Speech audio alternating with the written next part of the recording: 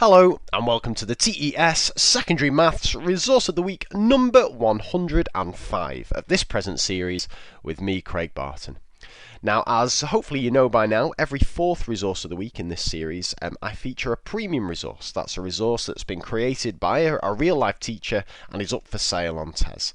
And I purchase it myself out of my own hard-earned money and review it and hopefully encourage a few of you to snap it up if you like what you see.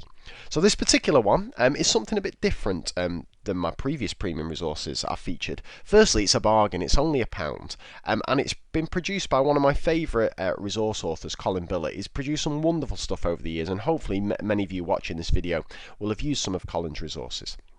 Now, sometimes, I don't know if you can relate to this, but sometimes you know exactly the kind of resource you want. You know you could probably do it yourself, but you know it's going to take you flipping ages. And you also know that the end result won't be exactly what you want it to be. And that was the case I found myself in when I was teaching fractions, decimals, and percentage equivalent to my bottom set year 7, who I've talked about actually in the last couple of weeks of these resource of the week videos. I only teach them once a week, and my job is to focus on the numeracy side of things. So I tend to do a times table every single week, and then I also like to chuck in a bit of fractions, decimals, and percentage stuff because it helps to consolidate their understanding of their times tables and build them on a little bit.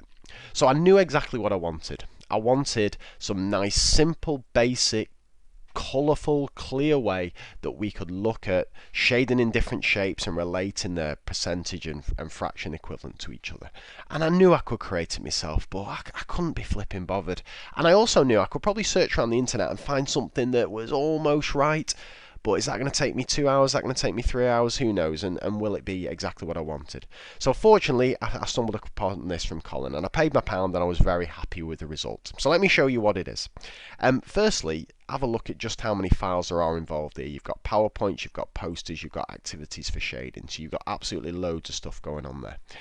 I'll show you the PowerPoint. Now I'm just going to show you as a PDF because it's easier for me to flick through. But basically you get some beautifully produced diagrams here on all the different fractions, percentage, and decimals equivalents, or your basic ones. And then I really like these diagrams, really nice. So these can be used with the PowerPoint to talk students through them, and in the PowerPoint they're beautifully animated, or they can be used as posters. So there's those, and as I say, I'm going to talk to you in a bit more detail about how I use these in the lesson. Colin's also produced them in a Word document, so these can be used either as prompt cards for students or stuck in their book, or they can be posters enlarged and put on the wall. So again, some beautiful diagrams, and I like these ones divided into the eighths, just to show you all the different types of fractions, decimals, and percentage equivalents that we need to be looking at. Even some twelfths on the go there. So that's those. And the other thing I just needed to show you, let me just find it there, is this blank bit, some images for shading. So some really nice just clear templates for the kids to shade in there to get the fractions, percentages, and equivalents. So the way my lesson went, and it's actually kind of spun into a trilogy of lessons, this, is I use Colin's resources as the foundation, as the tools to equip me to teach the lesson. And my planning and prep went into thinking about the questions I was going to ask the students. So when I've got a resource like this, and I can give this kind of blank template to the students, I can say things like, okay, I'd like you to shade me in a quarter of the shape. How many different ways so let's take this one at the bottom here, shade me in a quarter of that shape. How many different ways are there of shading in a quarter? What fraction of the shape is left remaining? How would you convince me that a quarter is the same as 0.25 using one of your diagrams? How many different fractions are the same as 80%? How would you convince me that using your diagrams? So my planning went into thinking about the questions I was going to ask my students. It didn't go into spending hours producing resources which I couldn't make look as good as Colin's made these look. And that's the way I like to do my lessons. So I was more than happy to part with my £1 to get that. So there's Colin's resource.